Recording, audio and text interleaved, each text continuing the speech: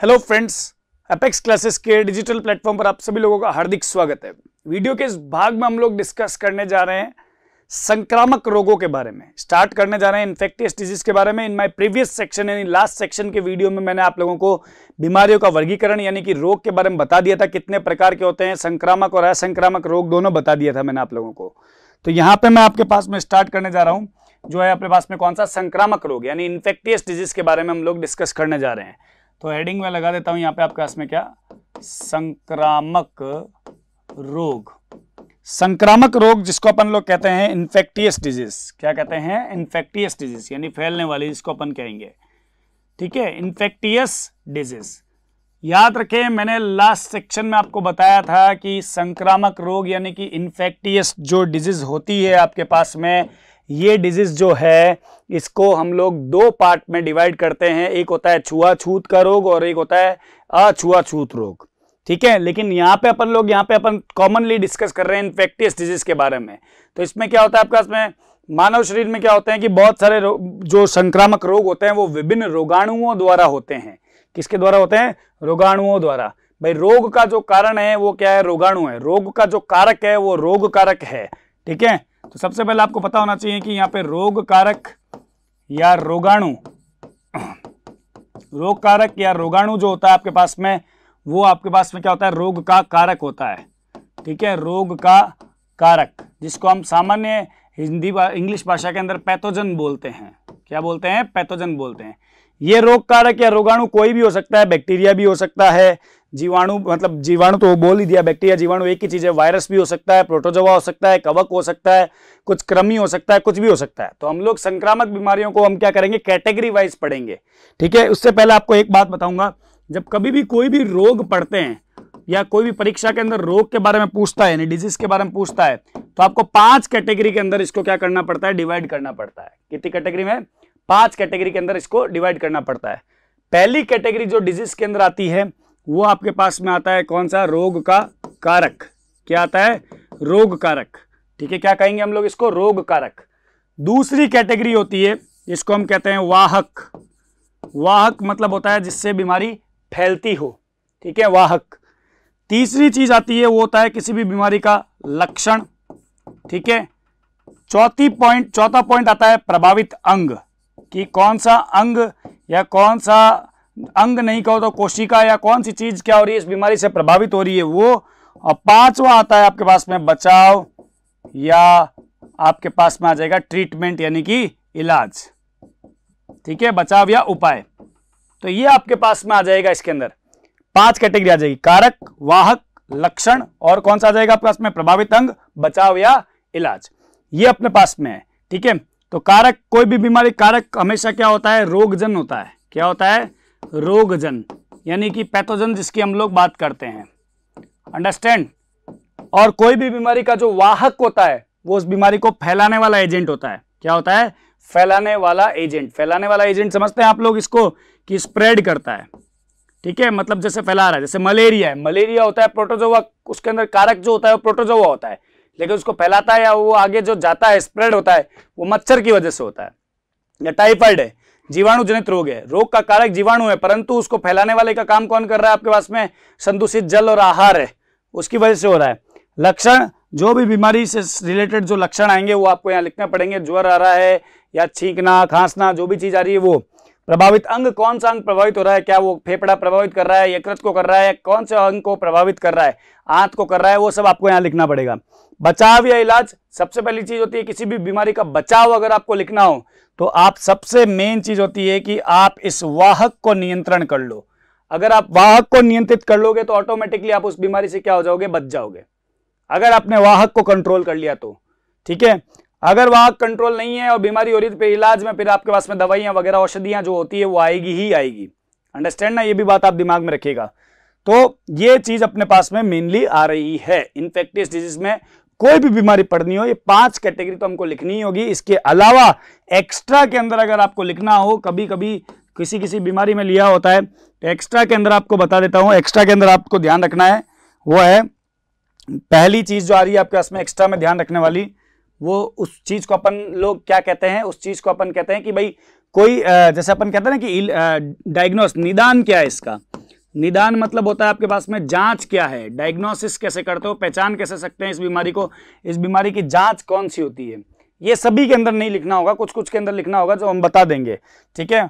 और दूसरा, कोई यदि कोई स्पेशल पॉइंट है बीमारी के बारे में, ठीक है, स्पेशल पॉइंट यानी विशेष बिंदु है, तो वो भी आप लिख सकते हैं। जैसे महारानी विक्टोरिया को हीमोफीलिया हुआ था या ऐसी चीजें, तो आप वो बता सकते हैं इसके अंदर, ठीक है ना। तो ये चीज आपको दिमाग में रखना पड़ेगा। मैरी मेलोन नाम की महिला थी जिसको सबसे पहले टाइफाइड हुआ था, तो उसको टाइफाइड मैरी के नाम से जानते हैं, तो वो चीजें आप इसके अंदर पॉइंट आउट कर सकते हैं, ठीक है। तो ये आपके पास में मेन कैटेगरी रहेगी किसी भी बीमारी को लिखने के लिए। ऑलराइट, तो अब मैं यहाँ पे आपके पास में स्टार्ट करता हूं जो है अपने पास में जीवाणु जनित रोग। किसके बारे में बात कर रहा हूं मैं आपके पास में? जीवाणु जनित रोग के बारे में डिस्कस करने जा रहा हूं आपके पास में, ठीक है। क्या आ जाएगा? जीवाणु जनित रोग। जीवाणु जनित रोग, बैक्टीरियल इन्फेक्शंस जिसको बोलते हैं, ऐसे रोग जिसमें रोगजन क्या हो? जीवाणु हो। यानी कि इसके अंदर आपके पास में रोगजन क्या आ जाएगा आपके पास में? रोगजन यानी कि पैथोजन। रोगजन यानी कि पैथोजन क्या होता है इसके अंदर आपके पास में? जीवाणु होता है। क्या होता है? जीवाणु होता है, ठीक है। ये आपके पास में आ जाएगा। पैथोजन क्या होता है आपके पास में? जीवाणु होता है, तो इसको अपन ये कहेंगे, ठीक है। अब मैं बताता हूं आप लोगों को, रोगजन तो जीवाणु है। अब इसके अंदर बीमारियां तो बहुत सारी आती है, तो अपन लोग सबसे पहले इसके अंदर बात करते हैं वो है टाइफाइड के बारे में बात कर रहा हूं मैं। एक नंबर पे डिजीज कौन सी ले रहा हूं मैं आपके पास में? टाइफाइड। टाइफाइड जिसकी हम लोग बात कर रहे हैं, ये आपके पास में बैक्टीरियल इन्फेक्शन है, मतलब कि बैक्टीरिया की वजह से होने वाला विकार है या बीमारी है टाइफाइड। टाइफाइड का सबसे पहले कारक, क्योंकि बैक्टीरिया का नाम आपको यहां पे लिखना पड़ेगा, ठीक है। कारक में सबसे पहले नाम आ रहा है आपके पास में जिस बैक्टीरिया की वजह से होता है, ये वो होता है साल्मोनेला टाइफी। क्या आ जाएगा? साल्मोनेला टाइफी नाम के जीवाणु की वजह से क्या होती है आपके पास में? टाइफाइड होगा। मतलब टाइफाइड जो आपके पास में आ रहा है उसमें कौन आएगा आपके पास में? साल्मोनेला टाइफी आएगा, ठीक है। साल्मोनेला टाइफी एक प्रकार का क्या है आपके पास में? जीवाणु है। क्या है आपके पास में? एक तरह का जीवाणु है। याद रखिएगा इस बात को, इसमें कोई दोहराई की बात ही नहीं है इसके अंदर, ठीक है। अब देखिए इसका वाहक क्या होगा, जो मैंने पहले भी बताया था आप लोगों को अभी थोड़ी देर पहले। वाहक साल्मोनेला टाइफी, अर्थात कोई भी जीवाणु जो है वो सीधा बॉडी के अंदर प्रवेश कर नहीं सकता। तो साल्मोनेला टाइफी जहां पाया जाता है, यानी कि अगर कोई खराब जल है या खराब आहार है उसके अंदर मिलेगा, तो साल्मोनेला टाइफी का आपके पास में आ जाएगा क्या? संदूषित जल व आहार। अगर आपने कोई खराब खाना खाया है या आप खराब पानी पी रहे हैं तो उसके अंदर साल्मोनेला टाइफी हो सकता है और वो आपकी बॉडी के अंदर प्रवेश कर सकता है। तो इसका आ जाएगा क्या? वाहक संदूषित जल व आहार आ जाएगा। फिर इसके बाद में आपके पास में तीसरी चीज पे क्या आएगा आपके पास में? लक्षण। तो लक्षण क्या आते हैं इसके अंदर? लक्षण आपके पास में आएगा ज्वर, पहला और सबसे तगड़ा लक्षण है इसके अंदर, ठीक है। क्या आएगा? ज्वर यानी फीवर आएगा, ठीक है। याद रखना 102 डिग्री फ़ारेनहाइट पे आ सकता है, ठीक है, डिग्री फ़ारेनहाइट तक आ सकता है ज्वर। उसके बाद में थकान, ठीक है ना, थकान हो जाएगी। इसके बाद में अपच यानी या तो भूख ना लगना, ये भी लिख सकते हैं आप लोग, भूख ना लगना, ये भी इसका सिम्टम है आपके पास में, ठीक है। समटाइम वोमिटिंग यानी कि वामन, ठीक है। तो आदि इसके क्या होते हैं। बाकी सर दर्द तो सब में ही कॉमन ही रहेगा, सर दर्द, बदन दर्द, ठीक है ना, सर दर्द आ जाएगा। तो ये सब कॉमन लक्षण रहेंगे इसके अंदर। किसके अंदर? इसके टाइफाइड के अंदर। लेकिन मेनली एक और बात हमको यहाँ पे याद रखना होगा, एक बात और है यहाँ पे, जो क्या है, वन थिंग यहाँ पे ये चीज है कि इसका जो बैक्टीरिया है वो कई बार हमारे आंत के अंदर क्या होता है? छेद बना देता है, ठीक है। क्या बना देता है? छेद बना देता है। तो इसमें आंत्र भी अफेक्टेड होती है, आंत के अंदर छेद बना देता है, जिसकी वजह से क्या हो सकता है आपके पास में? रोगी व्यक्ति की मृत्यु हो सकती है। क्या हो सकती है? रोगी व्यक्ति की मृत्यु हो सकती है। तो इसके अंदर आप एक तो मैं लिखता हूं प्रभावित अंग। क्या लिख रहा हूं? प्रभावित अंग।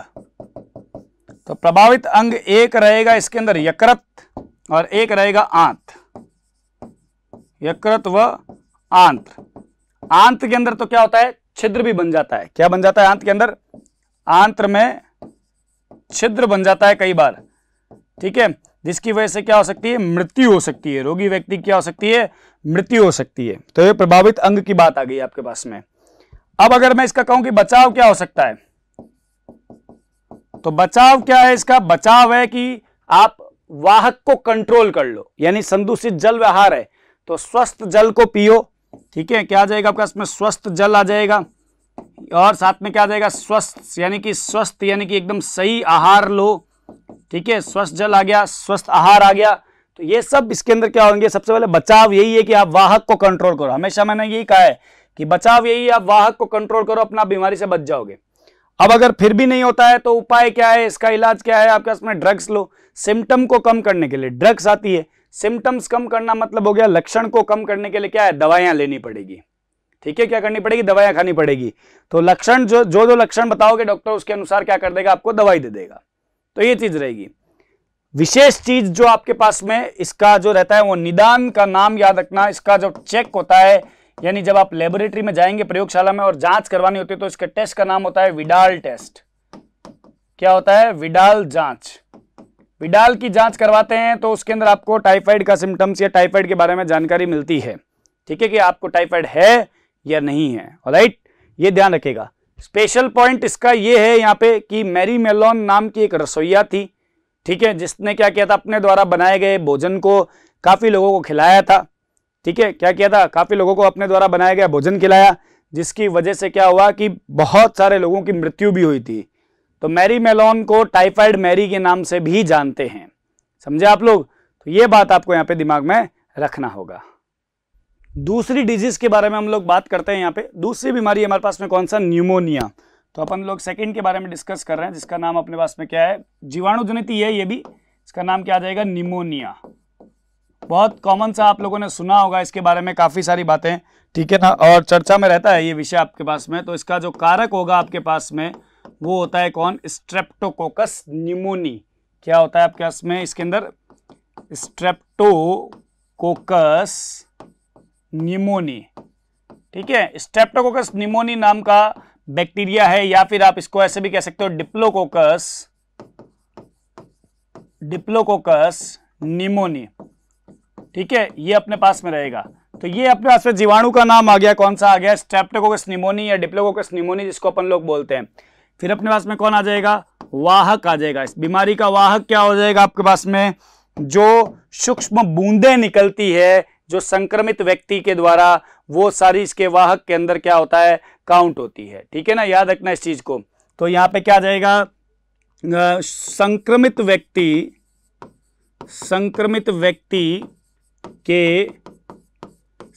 व्यक्ति के छींकने व खांसने,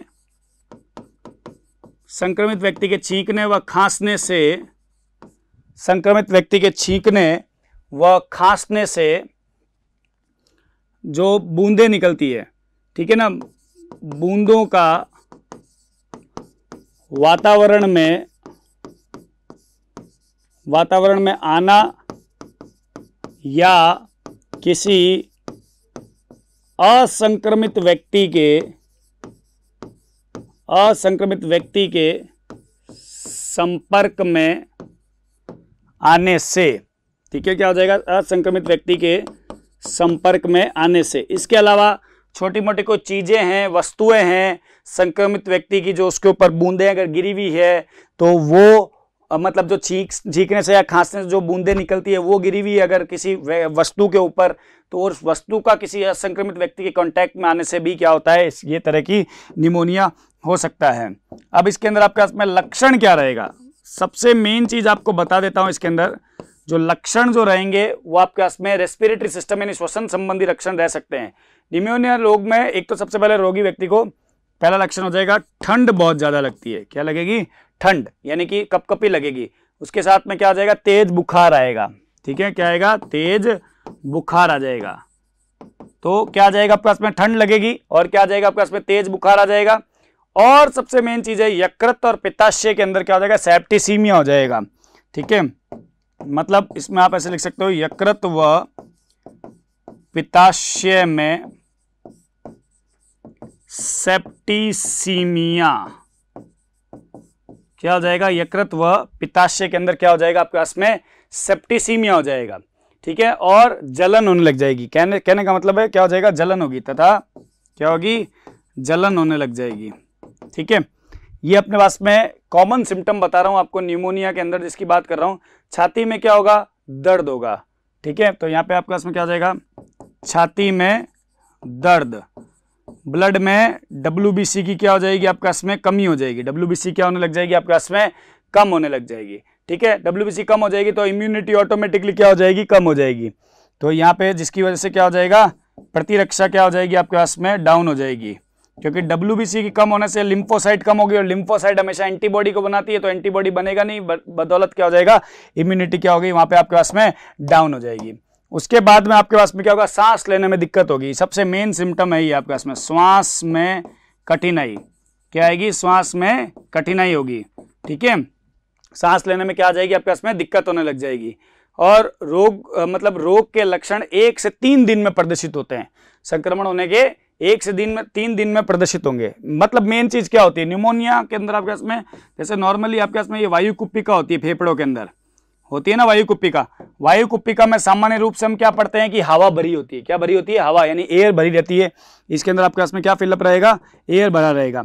लेकिन यहाँ पे निमोनिया के अंदर क्या होता है, एयर के स्थान पे क्या होता है, फ्लूइड यानी द्रव की मात्रा या द्रव भरने लग जाता है एल्वोलाई के अंदर, यानी वायु कुप्पिका के अंदर, जिससे सांस लेने में कठिनाई होती है। एक होता है हवा का बैलून, एक होता है पानी का बैलून। अब आप सोचो कौन सा भारी होगा, क्या चीज होगा, आप कंपेयर कर सकते हैं उसके अंदर। तो यहाँ पे क्या होता है, द्रव बढ़ने लग जाता है इसके अंदर, ठीक है। फेफड़ों के अंदर क्या होता है, द्रव बढ़ने लग जाता है आपके पास में, जिसमें मुख्य रूप से एल्वोलाई यानी वायु कुप्पिका के अंदर द्रव बढ़ने लग जाता है। तो जिसकी वजह से क्या होता है आपके पास में, निमोनिया के लक्षण प्रकट होते हैं, निमोनिया होता है।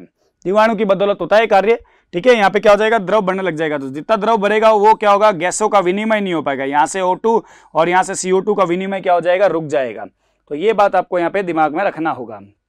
उसके अतिरिक्त मैं बात करता हूं कि यहाँ पे अपने पास में कारक आ गया, वाहक आ गया, लक्षण आ गया। अब प्रभावित अंग की अगर मैं बात करूं आपके पास में, तो ये तो जाहिर सी बात है बच्चे, ये तो आप जानते हैं क्या चीज हो सकता है प्रभावित अंग। इसके अंदर सबसे ज्यादा क्या होगा आपके पास में, यकृत प्रभावित होगा, बिल्कुल होगा। उसके अलावा पित्ताशय यानी गॉल ब्लैडर, बिल्कुल गॉल ब्लैडर भी प्रभावित होगा। और सबसे मेन होगा इसके अंदर फेफड़े में वायु कुप्पिका, पूरा फेफड़ा नहीं, वायु कुप्पिका क्या होगी, प्रभावित होगी इसके अंदर, जिसको अपन सामान्य रूप से क्या कहते हैं, एल्वोलाई कहते हैं। ये प्रभावित अंग आ जाएगा। क्या आ जाएगा, प्रभावित अंग। उसके बाद में क्या आ जाएगा आपके पास में, इसमें बचाव आ जाएगा। क्या आ जाएगा, बचाव। बचाव आ गया तो बचाव तो सिंपल सा है, आपको बताया है कि कारक को कंट्रोल, वाहक को कंट्रोल कर लो, रोगी व्यक्ति के संपर्क में मत आओ, ठीक है। व्यक्तिगत स्वास्थ्य पर ध्यान देना चाहिए, भीड़ भड़ाके वाले मकानों से दूर रहना चाहिए, रोगाणु से बचा जा सकता है। इसके अलावा जिसको निमोनिया हुआ है उस रोगी को आइसोलेट कर दो, यानी पृथक करके उसके द्वारा उपयोग में ली गई वस्तुओं का उपयोग में नहीं लेना चाहिए, ठीक है। उसके द्वारा जो भी बलगम और जो भी वो थूक रहा है उसको क्या करना चाहिए, मिट्टी के अंदर दबा देना चाहिए, ठीक है। कहने का मतलब है कि संक्रमित व्यक्ति के कांटेक्ट में ना आए, ठीक है। उसके द्वारा उपयोग में ली गई वस्तुओं के कांटेक्ट में ना आए, उसके द्वारा थूका गया या जो भी बलगम आ रहा है, कफ आ रहा है, उसको अगर वो थूक रहा है तो वो किसी मिट्टी के अंदर क्या कर दे, दबा दे, ठीक है ना। तो ये चीज आपके पास में उसमें रहेगी। तो ये बातें आपको उसके अंदर क्या करनी पड़ेगी, दिमाग में रखना पड़ेगा। तो हमेशा बचाव तो यही है, वाहक को नियंत्रित करें, ठीक है। ज्यादा भीड़ भड़ाके वाले एरिया में ना रहे ताकि रोगी व्यक्ति के संपर्क में ना आए। ये सब बातें इस वाहक के अंदर आ जाएगी, ठीक है ना। बचाव इसके अंदर अगर आपके पास बात करें तो अपन लोग क्या करेंगे, बचाव जो भी बीमारी हुई है उसके लिए ब्रोंकोडायलेटर नाम की दवाइयां वगैरह आती है, वो सब दे सकते हैं। लेकिन आपके इतना सिलेबस में नहीं है तो हम लोग डिस्कस नहीं करेंगे, ठीक है। विशेष बिंदु इसके अंदर कुछ है नहीं तो इसके बारे में मैं यहाँ पे बातचीत नहीं कर रहा हूँ यहाँ पे, ठीक है। तो अब मेरे पास में ये 2 बीमारियों के बारे में मैं बात कर चुका हूँ। दूसरी कौन सी थी मेरे पास, निमोनिया के बारे में था। तीसरी बीमारी से बात कर रहा हूं मैं, अतिसार यानी डायरिया यानी दस्ते लगना जिसको अपन कहते हैं। तो यहां पे अगर मैं लिख रहा हूं आपके पास में क्या, अतिसार। क्या लिख रहा हूं आपके पास में, अतिसार, जिसको अपन सामान्य भाषा के अंदर क्या कहते हैं, डायरिया कहते हैं। क्या कहते हैं, डायरिया। क्या कहेंगे, डायरिया का नाम देंगे। अतिसार मतलब क्या हो गया आपके पास में, डायरिया हो गया। डायरिया मतलब क्या हो गया, दस्ते लगना, ठीक है। क्या आ जाएगा आपके पास में, दस्ते लगना। अब इसके अंदर कारक कौन सा होगा आपके पास में, साइजेला समूह के जीवाणु। तो यहां पे अपने पास में कारक आ जाएगा, जिस कारक का क्या नाम आ जाएगा, साइजेला। साइजेला समूह के जीवाणु, जितने भी बैक्टीरिया है कौन सी कैटेगरी के, साइजेला ग्रुप के बैक्टीरिया आ जाएंगे इसके अंदर, साइजेला समूह के जीवाणु आ जाएंगे। वाहक इसके अंदर आपके पास में क्या हो सकता है, कोई भी कारक के तौर पे वाहक इसके अंदर आ जाएगा, इंसेक्ट्स हो सकता है, ठीक है ना, क्या हो सकता है आपके पास में, इंसेक्ट्स हो सकता है इसके अंदर, ध्यान रखना इस चीज को। और बहुत ही इंपॉर्टेंट चीज है इसके अंदर आपके पास में, और पानी वगैरह और ये सब हो सकता है, मतलब किसी कीट के द्वारा भी फैल सकता है ये। उसके अलावा सबसे ज्यादा संदूषित जल के द्वारा फैलता है ये, ठीक है, किसके द्वारा होता है, संदूषित जल के द्वारा होता है, संदूषित आहार के द्वारा भी फैलता है ये, ठीक है, संदूषित आहार के द्वारा भी फैलता है ये। तो ये भी वाहक के तौर पे आप याद रख लीजिएगा। फिर आपके पास में आता है क्या, लक्षण, ये मेन है इसके अंदर बेटा, जबरदस्त लक्षण आता है डायरिया के अंदर, यानी उल्टी, मतलब अपने पास दस्त लग रही है। इस रोग में आंत से अधिक मात्रा में जल शरीर से बाहर निकलता है, ठीक है ना, आंत्र से, पहला लक्षण देखना, अधिक मात्रा में जल व इलेक्ट्रोलाइट्स यानी कि विद्युत अपघटय, विद्युत अपघटय जो आयंस वगैरह होते हैं ना, इलेक्ट्रोलाइट्स जिसको अपन कहते हैं, क्या कहते हैं, इलेक्ट्रोलाइट्स, ठीक है, क्या होता है, आंत से अधिक मात्रा में जल व विद्युत अपघटय क्या होता है, बाहर निकलता है। तो इसका मतलब बॉडी के अंदर किसकी कमी हो गई, बॉडी के अंदर पानी की कमी हो रही है ना, क्योंकि दस्ते लग रही तो पानी साथ में बाहर आता है, ठीक है, जिससे शरीर में निर्जलीकरण हो जाता है, यानी डिहाइड्रेशन हो जाएगा, मतलब पानी की मात्रा की कमी हो रही है, इलेक्ट्रोलाइट्स कम हो रहा है। ओआरएस का घोल पिलाओ, कहते हैं ना ओआरएस का घोल पिलाओ, नमक चीनी का पानी पिलाओ, ताकि उसके अंदर इलेक्ट्रोलाइट वापस बैलेंस में आ जाए और पानी की कमी दूर हो जाए, ठीक है, क्या हो जाएगा, जिससे शरीर में निर्जलीकरण हो जाता है, क्या हो जाता है, निर्जलीकरण हो जाता, क्या हो जाता है, निर्जलीकरण हो जाता है।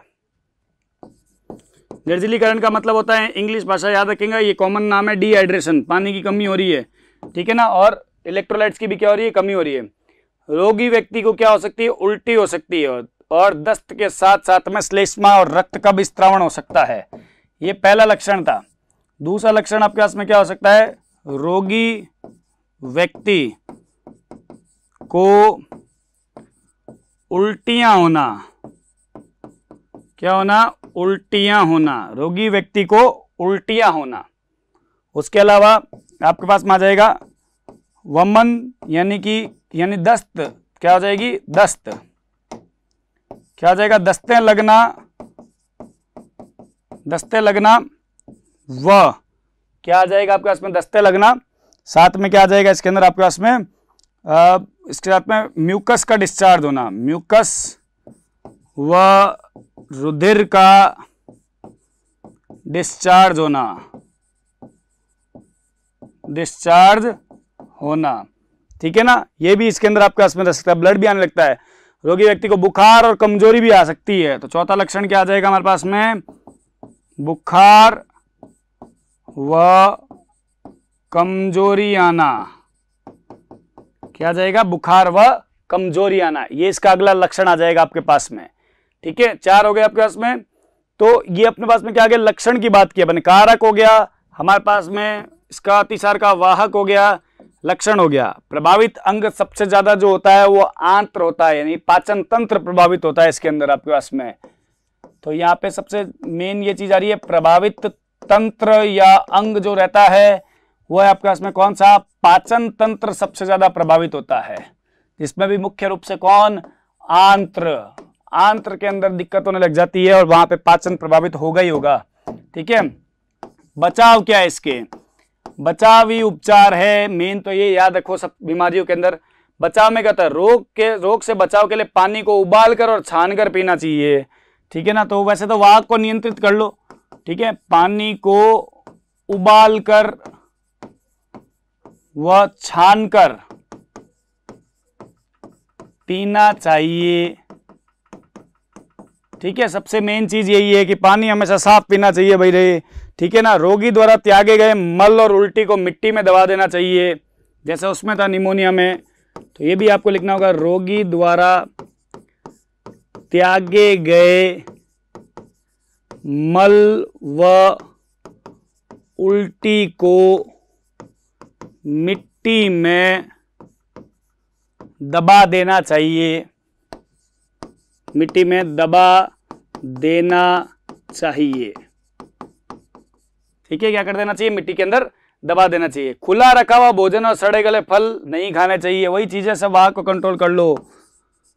खुला रखा भोजन व सड़े गले फल नहीं खाने चाहिए। ये इसका क्या आ जाएगा आपके पास में, बचाव आ जाएगा। किसका, अतिसार का। किसका आ जाएगा, अतिसार का बचाव है बेटा ये। ठीक है ना, याद रखना इस चीज को। अतिसार मतलब आपके पास में क्या हो गया, डायरिया हो गया है। कौन हो गया है, डायरिया हो गया है। अंडरस्टैंड ना, तो ये बात आपको यहाँ पे दिमाग में रखना होगा। ठीक है, समझ रहे हैं मेरी बात को या नहीं समझ रहे हैं बच्चे? समझना तो होगा ही आप लोगों को, अन्यथा कहाँ जाएंगे, आपको समझना ही पड़ेगा। चलिए, एक और बीमारी के बारे में हम लोग यहाँ पे डिस्कस करते हैं, वो है हैजा बीमारी के बारे में बात करते हैं। इसको क्लोरेला बोलते हैं। ठीक है, हैजा। ठीक है, क्या नाम बात कर रहे हैं हम लोग, हैजा बीमारी के बारे में बात कर। चौथी बीमारी है जीवाणु जनित में मेरे पास में, क्लोरेला का नाम देते हैं इसको अपन। ठीक है, CHOLERA, क्लोरेला, क्लोरेला। ठीक है, क्लोरेला। तो क्लोरेला बीमारी के बारे में बात कर रहे हैं। सबसे पहले वही उसी कैटेगरी के अंदर हम चलेंगे जैसे हम लोग चलते आए हैं। सबसे पहले हम लोग बात कर लेंगे किसकी, वाहक की। जीवाणु का नाम आ जाएगा विब्रियो कोलेरी। क्या आ जाएगा, विब्रियो कोलेरी।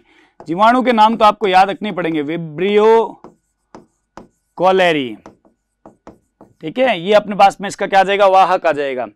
अब अपन इसके अंदर क्या कर सकते हैं आपके पास में कि मतलब रोग का प्रसार, यानी कि इसके अंदर, सॉरी ये वाहक नहीं है बेटा, कारक है। ये मैंने गलत लिख दिया यहाँ पे आपके पास में क्या आएगा, कारक बोलेंगे हम इसको। ये क्या है आपके पास में, कारक। कारक के बाद में मैं बात करूंगा वाहक की। ऑफकोर्स संदूषित जल से फैलता है भाई ये भी। हैजा किससे फैलता है आपके पास में, संदूषित जल। ये सब वाटर बॉर्न डिजीज है, जल से ही इसका प्रसार होता है, सबसे ज्यादा यही है, याद रखना इस चीज को। ठीक है, अब क्या देखेंगे हम इसके अंदर कि लक्षण क्या हो सकते हैं इस बीमारी के। हैजा के लक्षण क्या हो सकते हैं। हैजा के सबसे पहला लक्षण आपके पास में रहेगा यहाँ पे उल्टी और दस्तें। सबसे पहले उल्टी, दस्त, डिहाइड्रेशन। ठीक है, क्या जाएगा, उल्टी, दस्तें और निर्जलीकरण। निर्जलीकरण का मतलब क्या हो गया आपके पास में, डिहाइड्रेशन। क्या जाएगा, डिहाइड्रेशन। डिहाइड्रेशन से क्या तात्पर्य है, डिहाइड्रेशन से यह तात्पर्य है कि शरीर के अंदर जल और इलेक्ट्रोलाइट्स की क्या हो रही है, कमी हो रही है। इसकी वजह से ही उल्टी दस्तें वगैरह होने लग जाती है भाई। ठीक है, उसके अलावा क्या होता है, कमजोरी आ जाएगी, ठंडा पड़ने लग जाएगा शरीर, और पेशाब भी बंद हो जाता है इसके अंदर। दूसरे सिम्टम के तौर पे बात करता हूं, कमजोरी आना। ठीक है, कमजोरी आना, शरीर ठंडा पड़ना, शरीर ठंडा पड़ना एवं, ठीक है, कमजोरी आना, शरीर ठंडा पड़ना, और क्या हो जाएगा इसके साथ में आपके पास में, सिंपल सी बात बता देता हूं आप लोगों को, शरीर ठंडा पड़ना, कमजोरी आना, और क्या होता है, पेशाब बंद हो जाता है। कई बार क्या होता है, पेशाब बंद हो जाना। ये भी इसके सिम्टम्स के अंदर काउंट हो रहा है, किसके, हैजा के लक्षण के अंदर काउंट हो रहा है। उसके अलावा क्या होता है, हाथ पांव में ऐंठन यानी बाइंटे आना, जिसको अपन कहते हैं। ठीक है, हाथ पांव में ऐंठन आना। ठीक है, क्या आना, ऐंठन आना। ये भी इसके अंदर आ जाएगा आपके पास में लक्षण के अंदर हैजा के। फिर हैजा के बाद में, लक्षण के बाद में इसका क्या आता है आपके पास में, प्रभावित अंग कौन सा होगा या प्रभावित तंत्र कौन सा होगा। ऑफकोर्स सी बात है, इसका भी प्रभावित तंत्र या अंग जो होगा वो पाचन तंत्र है, क्योंकि सिम्टम सारे वही है। ठीक है, तो यहाँ पे भी आपके पास में प्रभावित तंत्र कौन सा हो रहा है, यहाँ पे शरीर का तंत्र कौन सा प्रभावित हो रहा है, पाचन तंत्र। कौन सा तंत्र, पाचन तंत्र प्रभावित हो रहा है। अंडरस्टैंड। अब बचाव क्या हो सकता है इसके अंदर आपके पास में, क्या हम लोग क्या बचा सकते हैं इसके अंदर, बचाव क्या हो सकता है इसके अंदर। बचाव इसका हो सकता है कि बचने के लिए सबसे पहले तो हैजे का टीका लगवाओ। ठीक है, लगता है बिल्कुल, हैजा का टीकाकरण करवाओ, सबसे पहली चीज है। और बाकी तो डिहाइड्रेशन को कम करना है तो नमक चीनी का पानी पीना चाहिए। ठीक है, और सड़ी गली वस्तुएं नहीं खानी चाहिए, और घर का आसपास का वातावरण साफ रखना चाहिए। सिंपल सी चीज है। कि सड़ी गली वस्तुएं नहीं खाओ, घर का आसपास का वातावरण साफ रखो, ठीक है, खराब पानी मत पियो, खराब खाना मत खाओ, अगर इलेक्ट्रोलाइट या डिहाइड्रेशन हो रहा है तो नमक चीनी का पानी पी लेना चाहिए, ORS का घोल ले लेना चाहिए, ठीक है, और रोगी को हमेशा तरल भोजन देना चाहिए, ठीक है, जैसे चावल का चावल देना चाहिए, चावल का पानी पिलाना चाहिए। तो आप एक तो यहाँ पे एक मेन लिख लेना, ORS घोल दे सकते हो आप इसके अंदर।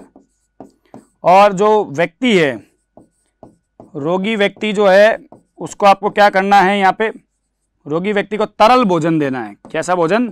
तरल भोजन, मतलब लिक्विड डाइट देनी है, जैसे चावल का पानी दे दिया, ठीक है, या चावल का मांड दे दिया, मांड होता है स्टार्च जो उसके अंदर प्रेजेंट होता है, वो दे दिया। तो उनसे जो से क्या होगा, उसका थोड़ा डाइजेशन सही रहेगा, अदरवाइज डाइजेशन तो बिगड़ा हुआ ही है पूरा उसका। तो ये सब चीजें आपको यहाँ पे दिमाग में रखनी है। बाकी तो आप बचाव के अंदर याद रखना, वाहक को कंट्रोल कर लो, संदूषित जल है नहीं लेना है तो नहीं लेना है, याद रखना है, सड़ी गली वस्तुएं नहीं खानी है तो नहीं खानी है, संदूषित आहार भी नहीं लेना है, खराब खाना नहीं खाना है।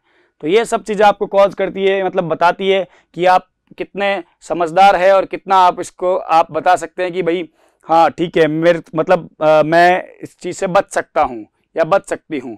तो ये बात आपको यहाँ पे दिमाग में रखना होगा। फिर हम लोग अगली बीमारी के बारे में बात करते हैं, जो है हुपिंग कफ यानी काली खांसी के बारे में, ठीक है। काली खांसी, काली खांसी कहते हैं हम लोग किसको? हुपिंग कफ को। हुपिंग कफ यानी काली खांसी, इसमें आपके पास में क्या रहेगा? वाहक ऑफकोर्स कोई ना कोई बैक्टीरिया तो होगा, ठीक है, बॉर्टिडेला पर्ट्यूसिस की वजह से होता है आपके पास में। ये कारक क्या रहेगा आपके पास में? बॉर्टिडेला, ठीक है, बॉर्टिडेला पर्ट्यूसिस, ठीक है, बॉर्टिडेला पर्ट्यूसिस की वजह से क्या होता है, ये आपके पास में रहता है। वाहक जो है वो क्या रहता है? बॉर्टिडेला पर्ट्यूसिस के थ्रू उत्पन्न होता है। ये रोग लगभग 6 सप्ताह तक रह सकता है। किससे रह सकता है? 6 सप्ताह तक रह सकता है। वाहक रोगी व्यक्ति के संपर्क में आने से होता है बेटा। ये जो काम वगैरह रहता है इसके अंदर भी, जो स्नीजिंग कफिंग करता है, जो सूक्ष्म बूंदें निकलती है रोगी व्यक्ति के द्वारा, रोगी व्यक्ति द्वारा निकलने वाली सूक्ष्म बूंदों से होता है ये, ठीक है। तो रोगी व्यक्ति के संपर्क में नहीं आना चाहिए, सिंपल सी चीज है आपके पास में। और लक्षण क्या रहेगा इसका? लक्षण यानी कि क्या काली खांसी, क्या कैरेक्टर रहेंगे इसके अंदर? संक्रमण से व्यक्ति को तेज जुकाम और सूखी खांसी हो जाएगी। तो पहला क्या रहेगा? संक्रमण से क्या हो जाएगा? तेज जुकाम, और क्या हो जाएगा आपके पास में? सूखी खांसी रहेगी। इसको ही हुपिंग कफ कहते हैं। खांसी सूखी रहेगी, ठीक, कफ नहीं आएगा इसके अंदर। सूखी क्या रहेगी आपके पास में? खांसी रहेगी। तेज जुकाम हो जाएगा और खांसी रहेगी। खांसी के साथ में कफ नहीं आता, यानी बलगम नहीं आएगा भाई, इसलिए मैं बता रहा था आपको। हल्का बुखार होगा, ठीक है ना, क्या आ जाएगा? हल्का बुखार आ जाएगा हुपिंग कफ के अंदर भी, ठीक है। क्या आ जाएगा? हल्का सा बुखार आ जाएगा। बुखार के साथ साथ मैं आपको बता दूं कि इतनी तेज खांसी आती है कि खांसते खांसते सांस फूल जाता है और हुप हुप की भी आवाज निकलती है, ठीक है, इसलिए इसको हुपिंग कफ कहते हैं। इतनी तेज खांसी आती है कि हुप हुप की ध्वनि उत्पन्न होती है, ठीक है, ध्वनि उत्पन्न होती है। इस वजह से अपन इसको क्या कहते हैं? ये कौन सी बीमारी है आपके पास में?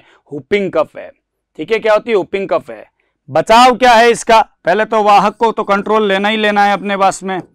वाहक नियंत्रण क्या आ जाएगा? वाहक नियंत्रण, साथ साथ में डीपीटी का टीका लगवाना चाहिए इसके अंदर, ठीक है। डिप्थीरिया, पोलियो और पर्ट्यूसिस, ठीक है, डिप्थीरिया, पर्ट्यूसिस और ट्यूबरकुलोसिस, डीपीटी का टीका लगाना चाहिए। ट्रिपल एंटीजन होता है ये आपके पास में, डीपीटी का टीका। सिंपल चीजें याद रखो, डीपीटी का टीका लगवाना चाहिए, ठीक है, जिसकी वजह से होता है। अच्छा, प्रभावित अंग की मैं बात करूंगा तो इसमें कोई विशेष अंग नहीं है, लेकिन जिस हिसाब से जुकाम है, खांसी है, तो श्वसन मार्ग प्रभावित हो सकता है, ठीक है। तो यहाँ पे आपके पास में बात कर लेते हैं प्रभावित अंग या तंत्र के ऊपर। तो इसमें अपन कैसे कह सकते हैं कि श्वसन मार्ग प्रभावित हो सकता है। क्या हो सकता है? श्वसन मार्ग प्रभावित हो सकता है। तो ये किसके बारे में था? हुपिंग कफ के बारे में बातचीत की अपन ने। हुपिंग कफ मतलब क्या होता है आपके पास में? काली खांसी। कौन सी खांसी रे? काली खांसी। काली खांसी का मतलब ऐसा नहीं कि काला काला कफ आ रहा है, ऐसा कुछ मत कहना। ठीक है ना, याद रखना इस चीज को। तो ये अपने पास में आ गया है इसके बारे में। तो यहाँ पे मैंने आपको बैक्टीरिया से रिलेटेड 5 बीमारियों के बारे में इस वीडियो में बता दिया है। 5 में सबसे पहले हमने बात किया टाइफाइड के बारे में। किसके बारे में? टाइफाइड। मोती जरा भी बोलते हैं इसको, ठीक है, क्या बोलते हैं? मोती जरा, शुद्ध हिंदी के अंदर बोलते हैं मोती जरा, ठीक है। टाइफाइड के बारे में डिस्कस किया हम लोगों ने। फिर निमोनिया के बारे में बात कर लिया। फिर निमोनिया के बाद में डायरिया यानी तीसरी अतिसार। चौथे नंबर पे हम लोगों ने डिस्कस किया हैजा के बारे में, क्लोरेला जिसको अपन कहते हैं, ठीक है ना। तो यहाँ पे सी लिख देता हूँ, आगे क्लोरेला लिख दिया। हैजा, हैजा के बाद में हम लोगों ने हुपिंग कफ के बारे में डिस्कस कर लिया। किसके बारे में? हुपिंग कफ के बारे में बात किया है। अब हमारे पास में अभी बैक्टीरिया से रिलेटेड डिसऑर्डर्स खत्म नहीं हुए हैं। टोटल हमारे पास में अभी 5 बीमारियां और है, लेकिन 5 बीमारियों को मैं आपके पास में नेक्स्ट वीडियो के अंदर डिस्कस करना चाहूंगा, जिसके अंदर हम लोग बात करेंगे ट्यूबरकुलोसिस के बारे में, मेनिंजाइटिस के बारे में, गोनोरिया यानी सुजाक बीमारी के बारे में। तो ऐसी कई सारी बीमारियों के बारे में अभी अपन को बात करना बाकी पड़ा है, ठीक है। डिप्थीरिया के बारे में बात करना है, लेप्रोसी यानी कुष्ठ रोग के बारे में बात करना है। ये इंपॉर्टेंट बीमारियां तो अभी तक अपने पास में पड़ी है बेटा, जिसके बारे में हम लोग नेक्स्ट वीडियो के अंदर डिस्कस करेंगे। मतलब एक और वीडियो हमारा बनेगा जिसमें हम लोग बात करेंगे बैक्टीरिया से रिलेटेड ही डिसऑर्डर के बारे में, यानी कि विकारों के बारे में। फिर उसके बाद में हम लोग आएंगे किस पे? वायरल इन्फेक्टियस डिजीज के ऊपर आएंगे। किसके ऊपर आएंगे? वायरस जनित रोग के ऊपर आएंगे, यानी विषाणु जनित रोग के ऊपर अपन लोग फिर नेक्स्ट के अंदर प्रोसीड करेंगे। ये चीज आप दिमाग में रखेगा, समझ गए? ध्यान रखिए इस बात को। तो वीडियो के इस भाग तक अपन लोगों ने डिस्कस किया कि एक रोग को लिखने का तरीका कैसा है, कि रोग के अंदर क्या क्या चीजें हम लिख सकते हैं, कि रोग का कारक क्या है, रोग का वाहक क्या है, रोग के लक्षण क्या है, रोग का निदान क्या हो सकता है, रोग का बचाव क्या हो सकता है, रोग का उपचार क्या हो सकता है, या रोग के बारे में कोई विशेष बिंदु है वो क्या हो सकते हैं, रोग के द्वारा प्रभावित अंग क्या हो सकता है। ये सब बातें हम लोगों ने इस वीडियो के सेक्शन में की है। In my next section of video will discuss about the some more bacterial disease. Alright students, thank you very much. Subscribe करें हमारा apex classes edutech YouTube channel. साथ ही बेल आइकन को क्लिक करना बिल्कुल ना भूलें, ताकि आगे आने वाले सभी यूट्यूब वीडियोस की अपडेटेड नोटिफिकेशंस सबसे पहले आपको मिले। Apex classes edutech, subscribe now.